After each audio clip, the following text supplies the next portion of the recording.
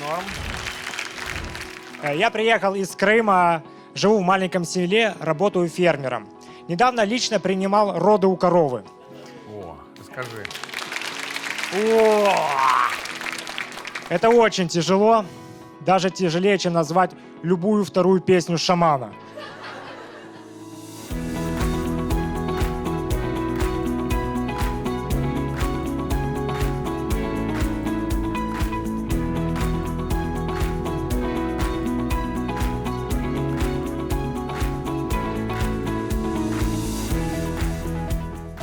Я погружен в сельское хозяйство. Мы с семьей занимаемся выращиванием зерновых, масличных культур, ну а также разведением крупного рогатого скота.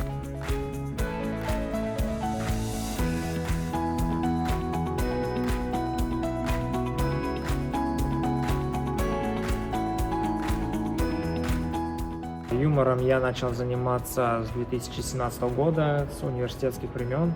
Я 4 года играл в КВН. Это были прекрасные и очень веселые времена, но они подошли к концу, и с 2021 года я начал делать первые шаги в стендапе. Мой первый телевизионный опыт вообще-то был здесь, в Крыму. В 2023 году я принял участие в шоу «Чисто крымский стендап». Там было 12 комиков, которые претендовали на победу. Я по итогам занял 2-е место. С тех пор я все больше захотел заниматься стендапом и попадать в различные проекты.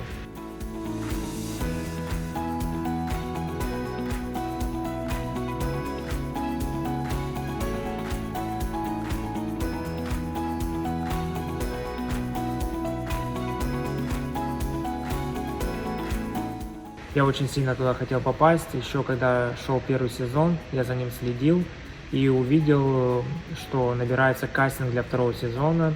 Я сразу подал заявку, поехал в Москву, удачно прошел кастинг, попал на передачу, и в этой передаче мне даже удалось выиграть главный денежный приз.